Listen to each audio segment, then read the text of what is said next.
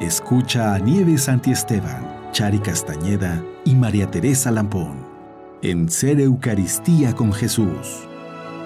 Es nuestro amor al Hijo único el que nos salva glorificándole, manifestándonos las riquezas de su amor en la Eucaristía. Ser Eucaristía con Jesús. Nos da el que le amemos a Él y glorifiquemos al Padre, fuente y término supremo de este amor. Ser Eucaristía con Jesús. Aquí, por Mundo Católico, construyendo la civilización del amor. Hola, estamos aquí en Ser Eucaristía como Jesús. ¿Cómo estás, Chari? Muy bien, Nieves. ¿Tú cómo estás? Muy bien, gracias a Qué Dios. bueno. Aquí muy contentos de estar hoy otra vez con ustedes. Y bueno, participando con un tema maravilloso que pues Dios nos ha regalado, ¿verdad, Chari? Exactamente. El día de hoy vamos a hablar acerca de los milagros eucarísticos, que bueno, vamos a ver la importancia que tienen, por qué suceden y sobre todo la gran cantidad de milagros eucarísticos que hemos experimentado a lo largo de la historia de la humanidad. Así es, pues sí, cada misa, en cada celebración eucarística, nosotros en el momento de la transubstanciación, que es el momento de la consagración, recibimos un milagro. Pero a veces no lo apreciamos, más bien frecuentemente no lo apreciamos, porque si lo apreciáramos, todos iríamos a cuantas misas pudiéramos pues, para apreciar este milagro que nos ha dejado Jesús, que ya bien dijo que Él se quedaría con nosotros hasta el fin del mundo, ¿verdad? Exactamente, sí. Entonces, hoy hemos decidido tocar este tema tan importante, tan necesario de entrar en él, porque pues ya Dios nos está regalando por estos tiempos medios de comunicación tan hermosos como este, donde podemos nosotros propagar las bellezas y las cosas grandes que ha hecho Dios en nosotros, en nuestra iglesia, sí, ¿verdad? En nuestras, ahora sí que en nuestras parroquias y en cada uno de estos milagros eucarísticos de los que vamos a hablar.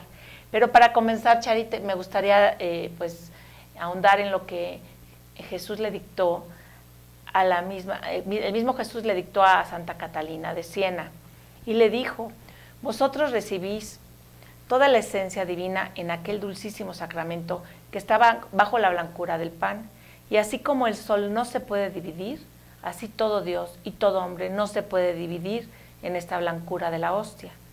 Supongamos que la hostia se divide, y aun si fuese posible hacer miles de migajas, en cada una está Cristo, todo Dios y todo hombre. Dividiendo esta hostia no se divide ni Dios, no el hombre, porque en cada parte está el todo y no disminuye en sí mismo, como sucede con el fuego, según el siguiente ejemplo. Si tú tuvieras una llama, ella no disminuiría y tampoco cada uno tendría el todo. Es verdad que hay quien participa más y quien menos de esta llama, porque cada uno recibe el fuego según la materia que lleva. El hombre así lleva su vela, que es el deseo santo con el cual se recibe y se toma este sacramento. Fíjate lo importante, ¿eh? Sí. Pero tal vela en sí misma está apagada y se enciende cuando se recibe la Eucaristía. Yo quise tocar estas palabras porque es importante que recapacitemos, ¿no? Que nos demos cuenta la grandeza de la Eucaristía. Este programa, pues, se ha dedicado a engrandecer a la Eucaristía porque sabemos que es el centro de nuestra iglesia, es el centro de nuestra fe y es el centro de nuestra misma vida, porque sin la Eucaristía, pues ya lo dijo Jesús, ¿no? El que coma y beba de esta sangre tendrá vida eterna. Entonces, estas palabras que Jesús le dicta a Santa Catalina de Siena nos deja dos mensajes. Uno, que en cada partícula de la Eucaristía está Jesús vivo, por lo cual, si usted nos está escuchando y en su parroquia no utilizan el platillo para recoger la Eucaristía, para dar la comunión con el sacerdote, se llama platillo, mucha gente le dice patena, mal dicho, porque la patena es la que se usa junto con el cáliz a la hora de celebrar la Eucaristía. Entonces, si usted en su parroquia ve que su sacerdote no usa el platillo para dar la comunión, pues ayúdele y dígale: padre, si quiere yo le detengo el platillo, porque cada partícula contiene la Eucaristía. Por lo mismo, es importante, si usted tiene el hábito de comulgar en la mano, ¿verdad?, pues que tenga pues la seguridad de que no se va a quedar ninguna partícula en su mano, porque sabemos que ahí está Jesús y puede ser profanado. Y también pues tener cuidado cuando se caiga alguna hostia, de hacer alguna reparación, ¿no? O cualquier pedacito de la hostia que se haya caído, tenemos que reparar porque estamos profanando a nuestro Señor. Y luego, el otro punto tan importante de esta introducción es cómo Jesús le dice que cada uno es una vela y que nosotros vamos a encender esa vela según el deseo con el que querramos recibir este sacramento. Entonces, si usted no tiene ese deseo cuando va a comulgar, pida la gracia, pida el amor. El otro día recibí la Eucaristía en una misa con un sacerdote. Qué hermoso nos compartió esta oración que hizo al final de la misa, en donde pidió que cada instante, a partir de ese momento, de esa Eucaristía, que cada instante que pasara, Jesús le regalara un aumento en su fe ante el Santísimo Sacramento y a la devoción al Inmaculado Corazón de María. Yo los invito a que hagamos lo propio. ¿Por qué? Porque ya vemos que los verdaderos santos se han santificado, y especialmente la Santísima Virgen, que dicen que murió por el deseo tan grande de estar ante la presencia de Jesús. Entonces nosotros sabemos que cuando tenemos la Eucaristía estamos con Jesús. Claro. Si no tenemos ese deseo, porque pues a veces somos bien pecadores y bien de corazón frío, pidamos la gracia, ¿verdad, Chari? Exactamente, Nieves. Y fíjate que acabas de mencionar algo bien importante, que también lo comentábamos en alguno de los programas anteriores cuando hablábamos de los santos eucarísticos y veíamos cómo la Eucaristía les ayudó mucho en su proceso de santidad. Y hay una analogía que me gustaría compartir. Cuando nosotros nos alimentamos de nuestro alimento diario, nuestra comida, pues realmente no sabemos cómo, pero sabemos que nos va a hacer bien, que nos va a nutrir todo nuestro cuerpo y que nos va a ayudar para estar mejor físicamente. Con la Eucaristía pasa algo similar. Cuando nosotros comulgamos, esa Eucaristía o esa hostia nos va a ayudar a fortalecer nuestra alma, nuestro espíritu, y también va a ir ayudándonos a progresar en nuestra santidad. En realidad no lo sabemos cómo, pero va sucediendo. Así es. Por eso las personas que asisten a misa diaria tienen la oportunidad de santificarse más. ¿Por qué? Porque cada Santa Misa nosotros podemos pedir perdón por nuestros pecados veniales, y Dios nos los perdona. Claro. Y luego, como tú bien dices, cada Eucaristía nos fortalece, nos santifica, nos acerca más a Dios, a Jesús.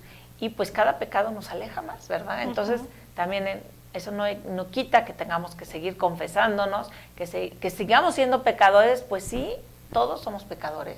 Ya lo dijo bien claro tantas veces Jesús y la Biblia, ¿verdad? Pero Él vino por nosotros los pecadores, y pues sigamos con el tema. Exactamente. Bueno, ¿qué es en sí un milagro eucarístico? Pues va a ser un hecho sobrenatural que va a estar relacionado precisamente con la Eucaristía. Puede ser que se presente durante el momento de la consagración o puede ser que se presente posteriormente. Pero ahorita, bueno, vamos a ver que hay diferentes tipos de milagros eucarísticos. Podemos dividirlos principalmente en 3 grandes grupos, que más adelante vamos a entrar un poco más a detalle en ellos. El primero sería todos aquellos milagros eucarísticos históricos que sucedieron hace muchísimos años, que se tiene registro de ellos, pero que en ese momento pues la ciencia no estaba lo suficientemente avanzada como para hacer un análisis más profundo de lo que sucedió. Tenemos otros que podemos considerar que se realizan para incrementar la fe de las personas que lo experimentan. Pueden ser sacerdotes, pueden ser fieles laicos, que al momento que tenían a lo mejor dudas en cuanto a la fe o a la existencia realmente de Jesús en la Eucaristía, y bueno, pues este milagro les ayuda a confirmar su fe. Y tenemos algunos otros que pueden suceder para alguna razón más específica, por ejemplo, para guardar a ciertos fieles o a una comunidad de algún peligro, defenderlos de algún peligro, o que puede tener alguna manifestación extraordinaria. Por ejemplo, vamos a ver aquellas Eucaristías que han sobrevivido a incendios, a inundaciones, o que han tenido apariciones espectaculares, por llamarlo de alguna forma, es decir, que han tenido una luz muy grande, muy fuerte. Pero bueno, ahorita más adelante vamos a ir platicando más de cada uno de ellos. Muy bien, Chari. Sí. Entonces, pues comenzamos, si quieres, por algunos de los más antiguos. Yo uno de los que encontré que sucedió hace muchísimos años, de hecho los primeros siglos de la cristiandad. Hay que recordar que los cristianos se reunían en las casas y cada uno llevaba su pan hecho en casa. Y ahí lo consagraban y ya lo convertían en el cuerpo de Cristo. Pues una historia que me encontré que muy interesante fue que había una señora que pues se reunía con los cristianos, ella fabricaba o producía su propio pan, pero no estaba convencida de que fuera realmente la presencia de Jesús después de la consagración. Entonces, bueno, aquí lo más maravilloso va a ser que justo después ella presenta su pan, al momento de que lo consagra el sacerdote, bueno, pues van a ver cómo empieza a brotar sangre de ese pedazo de pan. Sí, este milagro sucedió en Roma en el año 595 y sí se reconoce que es el más antiguo de los milagros eucarísticos. Y en ese momento el Papa le negó la comunión y le pidió a Dios que le iluminase, siendo a continuación que las especies consagradas que ya había preparado para esa mujer se habían convertido en carne y sangre. La mujer se arrodilla y llora y entonces pues se arrepiente. Exactamente. ¿Sí? Porque sucedió con el Papa, eso es impresionante. Exacto, el Papa estaba presente en esa ceremonia. Así es. Y bueno, otro de los más antiguos son el milagro del anciano. Ajá, que es de hecho también uno de los más conocidos. Así es, y es uno de los más visitados en el mundo. El anciano está al norte de Italia, en su parte oeste, y es un monje de la orden de San Basilio, que también dudó de la presencia real. Fíjate que estudiando los milagros eucarísticos me di cuenta que la mayoría coinciden con este caso, en el cual el mismo sacerdote está dudando de la presencia real. En este caso, este monje en verdad estaba siendo muy tentado. ¿Por qué? Porque él sí tenía de verdad buenas intenciones para con Dios y para con Jesús, pero el demonio lo convencía de que no estaba presente Jesús, que no estaba presente. Y esas dudas lo atormentaban tanto que él se ponía en oración y le suplicaba a Dios que le diera una confirmación de la presencia real de Jesús en la Eucaristía. Exacto. ¿No? Y entonces sucedió que sí, el milagro se da una mañana, mientras él celebraba misa, estaba siendo atacado fuertemente y en el momento de la consagración, pues esta empezó a convertirse en sangre y carne. Y se quedó sorprendido el sacerdote, el monje, y pues por unos minutos se quedó así, hasta que pues se volteó al público y les mostró el milagro y les dijo que dieran gracias a Dios, porque le había dado ese milagro por sus propias dudas, o sea, él reconoce que él había estado dudando, y pues desde entonces este milagro ha sido muy estudiado, ¿verdad? Ha sido de los más estudiados y se mantiene ahí físicamente en el anciano. La gente, yo creo que es de los lugares de peregrinaje más grandes del mundo de milagros eucarísticos. Exactamente, y bueno, lo maravilloso es que, bueno, ha pasado más de 1000 años y se sigue conservando, tal cual. Sí, está en un relicario de marfil que se guardó desde entonces. Se colocan las 5 partículas donde fueron colocados en este relicario, que hasta el día de hoy se exhibe ahí en el Anciano, Italia. Y bueno, también van a haber muchos milagros de estos de sacerdotes que tienen dudas. En España, básicamente van a ser, fíjate, me di cuenta que muchos son en España, Francia e Italia. Sí, en Europa principalmente. Vamos a encontrar también algunos... ¿En Holanda? En Holanda, en Alemania y en Bélgica. Pero la mayoría son Italia, como comentas, Italia, Francia y España. Y pues sí, tenemos que reconocer que pues Dios siempre ha tenido el plan de redimirnos, y que a través de la Eucaristía Jesús, presente en el tabernáculo, está redimiéndonos minuto a minuto, porque es el sacrificio del tabernáculo, de estar encerrado ahí en el tabernáculo, esperando a que nosotros vayamos a visitarlo, a que vayamos a recibirlo, y está perpetuamente hasta que se acabe el fin del mundo, porque así lo prometió Jesús. Y pues yo digo que estos milagros, que en su mayoría surgen por las dudas de sacerdotes y de algunos laicos, como ya comentaste, es el caso de Roma, pues ¿qué van a hacer con nosotros? Pues nos van a aumentar la fe.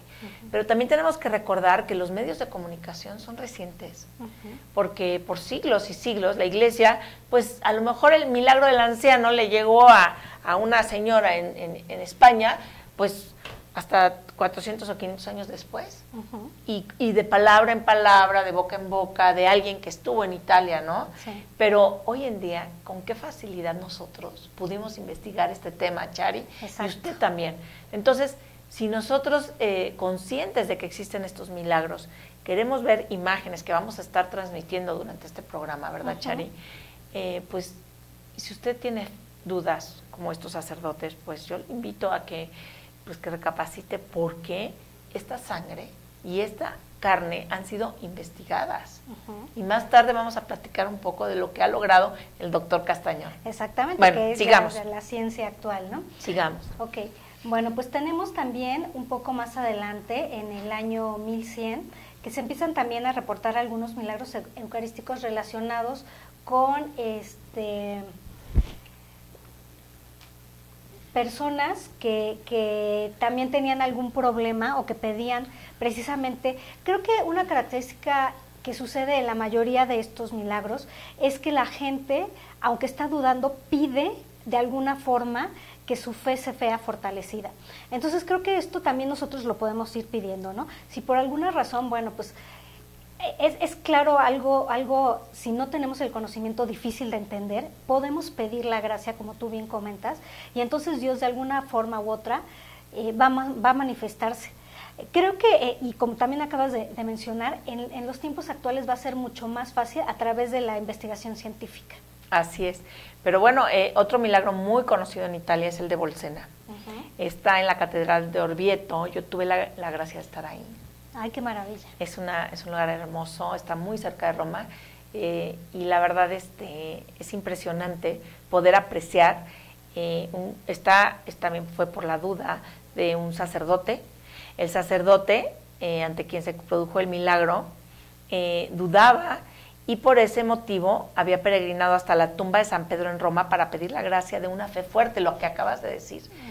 Estas personas simplemente han sido instrumentos, y a lo mejor a Dios les ha permitido vivir esas dudas tan grandes para que luego nosotros recibamos estos milagros que nos confirmen en la fe, ¿no? Claro. Y entonces, mientras celebraba la misa en Bolsena, al dividir la Sagrada Hostia, esta sangró, manchando el corporal. Y hoy en día está expuesto el corporal, ahí en Orvieto, yo lo pude apreciar, y pues es espeluznante estar frente a la sangre de Cristo. Sabemos bien que cada comunión lo recibimos, para los que tenemos la gracia de poder comulgar, pero cuando vemos el milagro enfrente, sí se nos hace la piel de gallina, ¿no? Sí, definitivamente. Así es. Definitivamente. Ha habido algunos otros milagros en donde ha sido como que un poco más espectacular, por decir así, lo que sucede. Tenemos un caso también en Italia, en el año 1171, que igual el sacerdote estaba haciendo la consagración, y al momento que hace la fracción de la hostia, empieza a salpicar sangre. Pero bueno, independientemente de que queda en el altar, llega a caer al piso, y se quedan las marcas. Hay marcas que por muchísimo tiempo se quedaron. De hecho, lo que hicieron fue quitar esos pedazos de losa donde estaba la marca y exponerlas para que todos los fieles pudieran verlas. Pues sí, a fin de cuentas es la sangre de nuestro Señor. Es la sangre de nuestro Señor que derramó por nosotros, por cada uno de nosotros. Y bueno, también en Gerona, en España, en un monasterio de monjas benedictinas, la Sagrada Forma se acababa de ingerir, y se había convertido en una monja, en el cuerpo y la sangre de Cristo. Entonces la monja no pudo recibirlo, lo sacó porque ella estaba dudando, y vio la presencia real. Imagínense, o sea, también han pasado esos milagros varias veces. De hecho, hay uno en internet, no sé si has escuchado. ¿Cuál? Porque está en video, es impresionante. Una vidente en Japón, sobre la Virgen de Akita, no sé si has oído. Sí. Y el milagro sucede cuando ella va a comulgar. No, es que creo que cada vez que ella comulgaba, pasaba ese milagro. La hostia se convertía en el cuerpo y la sangre de Cristo. Entonces un día le preguntaron que si podían videograbar este milagro, y lo videograbaron, y claro que ella sacó la lengua, y se ve claramente como cuando va a comulgar, está la hostia, y en el momento que entra a su lengua, se convierte en el cuerpo y la sangre. O sea, es que hoy en día Si quieren ver ustedes milagros eucarísticos, hasta en vivo los podemos ver, o sea, como el milagro en Garabandal también. Sí, exacto. Los milagros en Fátima, pero el de Garabandal está videograbado, porque las niñas dijeron que Dios iba a hacer un milagro. Y el milagro fue que el ángel baja a darles la comunión, ¿verdad? Y en el momento que les da la comunión hay un video donde no hay nadie, porque nadie puede ver al ángel más que las videntes, y en el momento en que les da la comunión, lo que sí es evidente es la hostia. Sí, exactamente. Y se ve claramente cuando la hostia es depositada en la lengua de cada uno de los niños. Exactamente. De las niñas. Y hay que recordar, bueno, que estos videos también se fueron tomados en épocas en donde no se podían hacer muchos trucos de cámaras, ¿no? Entonces muchos efectos especiales como para que dijéramos, bueno, pues esto lo hicieron aparte, ¿no? Fíjate que también hay algunos otros casos, bueno, vamos a seguir hablando también de los que pasaron con sacerdotes, pero yendo, digamos que en el transcurso de la historia, algunos que fueron signo o símbolo de la victoria del cristianismo. Es decir, que cuando gente se encontraba ante algún peligro, sobre todo acechados por gente que no era cristiana, la misma hostia consagrada les ayudó para salir pues sin peligro alguno. Nos vas a platicar el caso de Santa Clara de Asís. Exactamente, de hecho ese es uno de los más conocidos. Estaban en el convento con sus hermanas, se cuenta que Santa Clara estaba un poco enferma y se aproximaba pues no sé, un como ejército de bárbaros que iban a atacar no solamente al pueblo, sino a su convento. Entonces, Santa Clara y pues toda la comunidad estaban así como que muy preocupadas porque era un ejército muy grande y pues no iban a tener cómo defenderse. Pero Santa Clara les dijo, ¿saben qué? Pues tenemos a quien nos puede defender de todo peligro. Y entonces sacó la custodia con la hostia consagrada y se pusieron todos a rezar enfrente de ella. Y pues milagrosamente... Y la llevó a la puerta, ¿no? Sí, exactamente. En la puerta así como que la tenía, pues ahora sí que defiéndenos, y todos alrededor haciendo oración. Y pues milagrosamente el ejército se desvió, no pasó por ahí. Se siguió, pero no pasó por ahí. Sí, así es.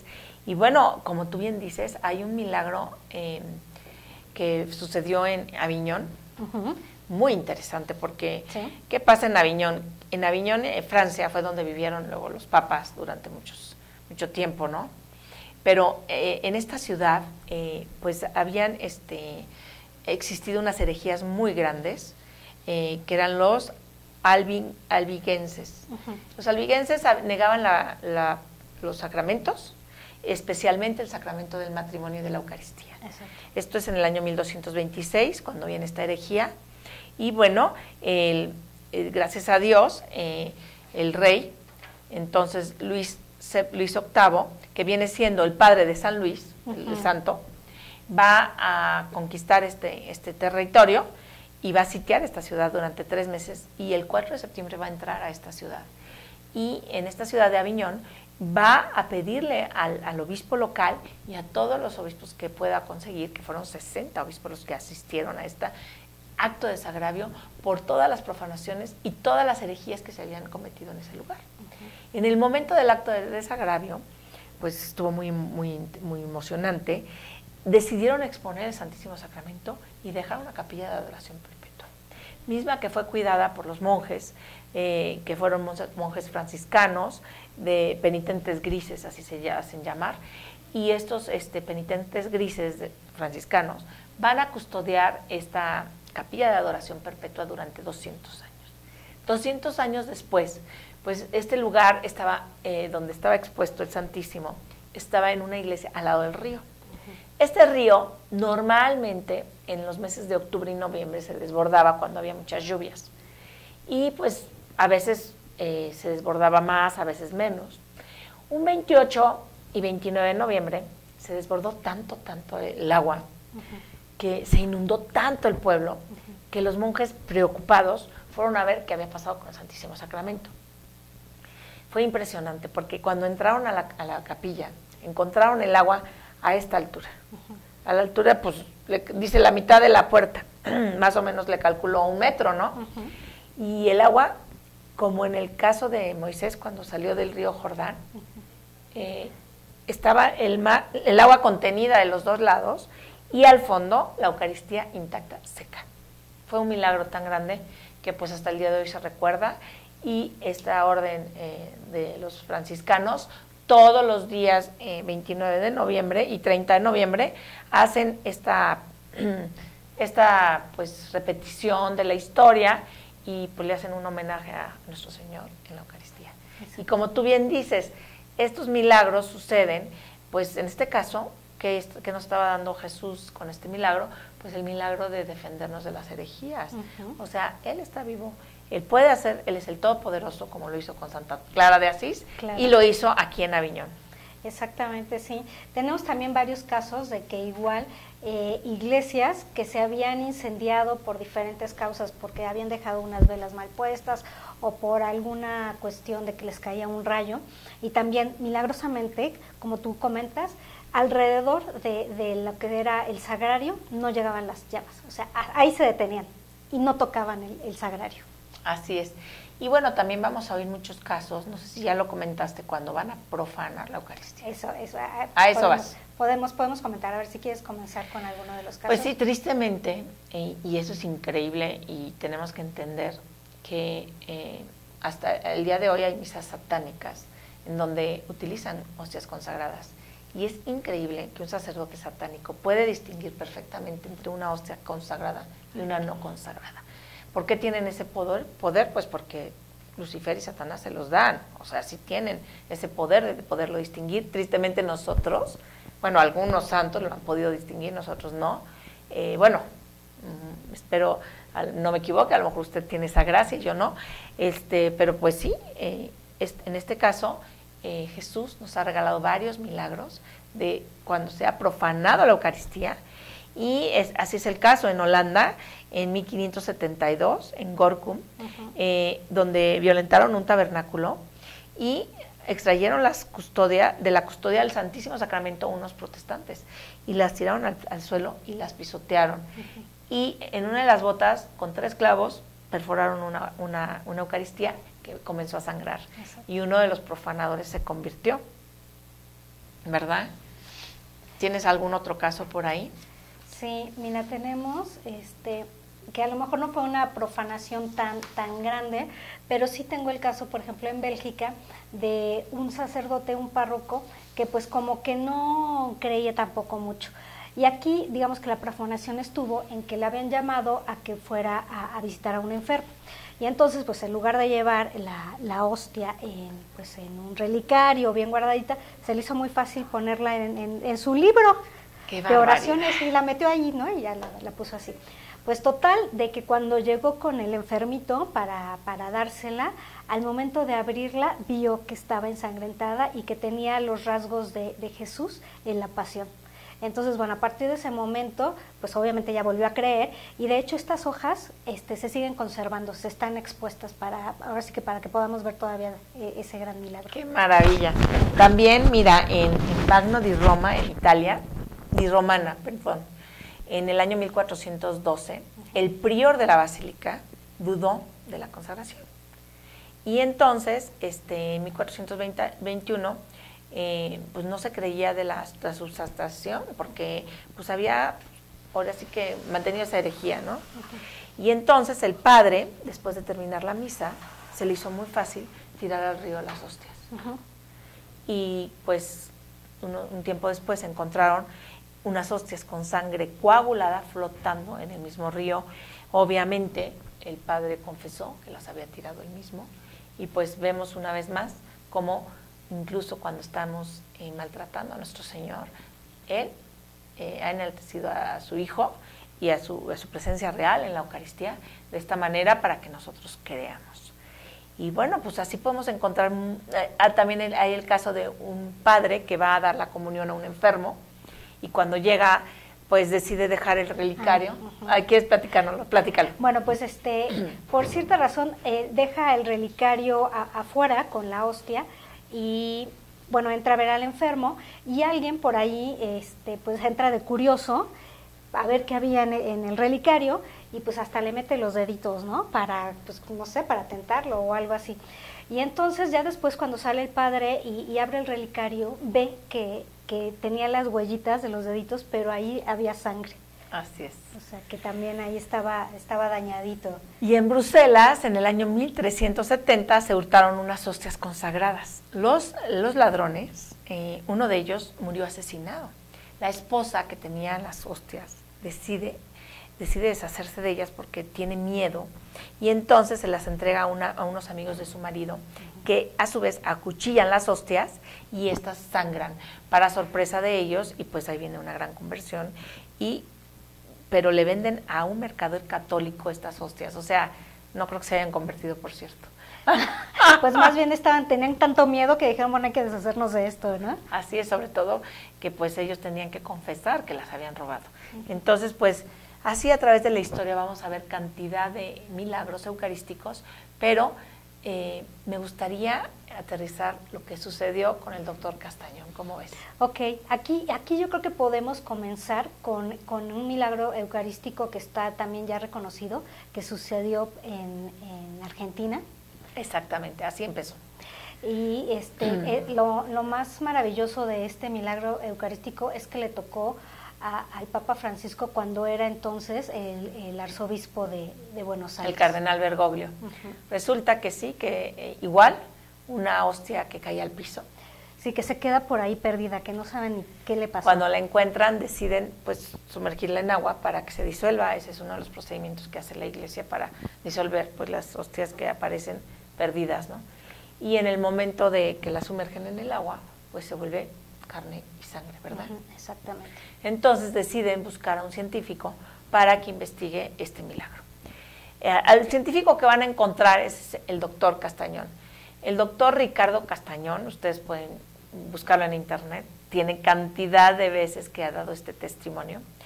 Él lo que va a hacer es, pues él era ateo, de Bolivia, y pues, pero era un científico muy, muy bien hecho, y decide mandar pues la carne y la sangre, de la cual no cree nada, a investigar, y la manda a distintos laboratorios. Llega este milagro a un laboratorio en Boston, pero él no les dice de qué se trata, nada más les dice que por favor investiguen esos tejidos y que le digan de qué parte del cuerpo es.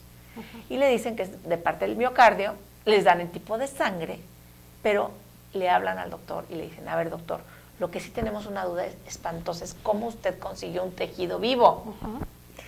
El doctor se queda helado, congelado, porque él sí sabía que era una hostia consagrada. Y sabía que pues nosotros los católicos, pues por vivir en Bolivia, la mayoría católicos, pues nosotros creíamos en la presencia real.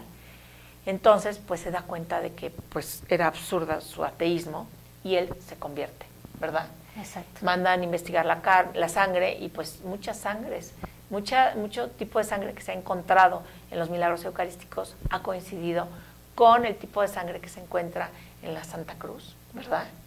Y que se encuentra en todos los milagros eucarísticos. Exacto, tenemos la sábana santa, el Santo Sudario. El Santo Sudario, exactamente, y han coincidido, es exactamente el mismo tipo de sangre. ¿Es AB negativo o no AB positivo? No recuerdo exactamente. Creo que es AB positivo, y la verdad es un tipo de sangre rarísima. Y pues el doctor Castañón desde entonces se dedica a investigar milagros eucarísticos en el mundo. Estuvo en México hace no mucho para un milagro eucarístico, porque resulta que el padre Rayito, que es un sacerdote muy conocido en México, por cierto, es un predicador que vivía en Tijuana, fue a dar un retiro o una misa, no sé bien, en Tixtla, en Guerrero, ¿verdad? Y estando en esta misa, pues también en el momento de la consagración, la hostia empezó a sangrar y pues se quedó el cuerpo y la sangre de nuestro Señor ahí en vivo. El padre se quedó en la patena, ¿no? El milagro. Entonces el obispo local mandó a investigar este milagro con el doctor Castañón. El doctor Castañón hizo todo el procedimiento y ya el obispo, como obispo local, ya autorizó el milagro. Ya dijo que después de toda la investigación hubo una ceremonia que se hizo para dar a conocer este milagro en Tixtla. El obispo lo hizo, ¿qué será? ¿Hace 3 años, Chari? En el 2013 fue. Así es, 2013. Y pues el obispo ya mandó todos los documentos a Roma porque claro, una vez que lo autoriza el obispo, lo tiene que mandar a Roma para que se autorice y se quede registrado como milagro eucarístico. Exacto, entonces bueno, esperemos que dentro de muy pronto también ya podemos contar con este otro milagro eucarístico. Así es. Y bueno, pues si ustedes después de este programa tiene dudas, lo invitamos a seguir investigando. En internet puede ver cantidad de estos milagros, y pues damos gracias a Dios de su presencia porque nos fortalecen en la fe. Y pues no sé qué más quieras comentarnos, Chari. Pues básicamente pues agradecerles el programa tan lindo que tuvimos el día de hoy, la oportunidad de revisar. Quedan en el tintero muchísimos más milagros. Ustedes pueden entrar, como comentas, Nieves, en internet y ver que hay miles de milagros ya autorizados. Así es. Y seguramente hay muchísimos más que todavía no están autorizados, que están en vías o que simplemente han quedado en forma personal. Y justamente recientemente he oído de muchos milagros. En Guadalajara se han presentado varios que todavía no están siendo investigados. He oído de milagros en todo el mundo. La verdad es que yo creo que nuestro Señor le urge decirnos a viva voz y por medio de su cuerpo y su sangre que está vivo en la Eucaristía, para los que no creen, crean, y para los que creemos poco, creamos más. Y por supuesto para que los profanadores entiendan que Él murió por nosotros, ¿verdad? Exactamente. Y que Él quiere que, bueno, pues nosotros estemos conscientes de que sigue con nosotros y que lo amemos. Así es. Entonces, pues no olvidemos la oración del ángel, y con esta oración me gustaría terminar. Por favor. Cuando en el año 1916, preparando a los 3 pastorcitos en Fátima, Portugal, el ángel se postra en el piso, pone su frente en el piso y empieza a hacer esta oración frente a la Eucaristía que él llevaba, y dice: Dios mío, yo creo, adoro, espero y te amo, y te pido perdón por los que no creen, no adoran, no esperan y no te aman. Y pues con esta oración se las hizo repetir 3 veces y les enseñó a adorar, amar y a esperar en Jesús Eucaristía, y hacerlo por todos los que no lo hacen. Los invito a hacer esta oración, y bueno, pues que Dios los bendiga. Muchas gracias por todo. Gracias, Chari. Mundo Católico, construyendo la civilización del amor, presentó